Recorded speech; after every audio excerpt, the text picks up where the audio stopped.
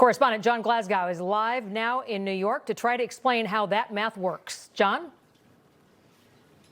Yeah, great to be with you both here. And Socialist Mayor New York here is Zohran Mamdani. He says that he's going to take some aggressive legal actions against these landlords if they don't get their buildings up to code. Now, what does that mean? Well, potentially, he says that he can transfer private property back to the community.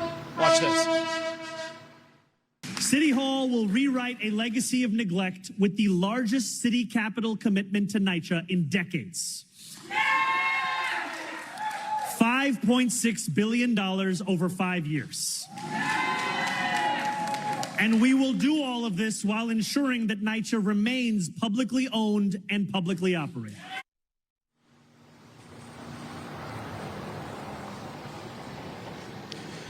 Yeah, so this was all part of Mayor Mamdani's campaign that got him elected here. Under the law, though, it is possible for the city to seize private property. Last year, the city seized a building from an owner who owed nearly $28 million in taxes and fines. Now, that was turned over to a nonprofit that worked with the tenants. But Mamdani's housing policy is raising some concerns here with New Yorkers, fearing that this could lead to a dangerous path towards Marxism. Critics point to comments that the city's tenant director made, Sia Weaver. She says that property ownership is racist. People like home ownership because they like control, and that's been perverted by deep racism and deep classism in our societies. And why rent control is really important is because rent control alters the power dynamic between renters and who owns the building. So meantime, a large crowd gathered outside of the mayor's residence last night, calling for the governor, Kathy Hochul, to remove Mamdani from office. They claim that he has failed to address rising radicalization and anti-Semitism. And it doesn't stop there, though, the criticism. Mamdani has openly targeted the rich in New York City, threatening to tax billionaires like Ken Griffin, among others, to pay more to help support the government programs. Now, Socialist Mayor also publicly outed Griffin, posting this video in front of his home.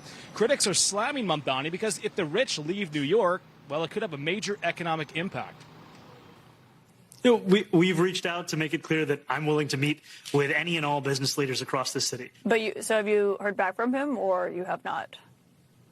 Not as yet, but I'm going to continue to have these meetings to make it clear what our vision actually is for the city. All right, so there's the mayor there on CNN. He's also proposing this, as you mentioned off the top, to build 200,000 new affordable rent-stabilized homes here in New York City. That's over the next decade. Now, that could come at a price tag of $100 billion. So you look at this, Edie and Joe, I mean, you got more government now involvement, you've got more potential debt, and you might have less people staying here to actually pay those taxes. I'll send it back to you. Information. Truth is freedom. Is NEWSMAX. It's real news for real people.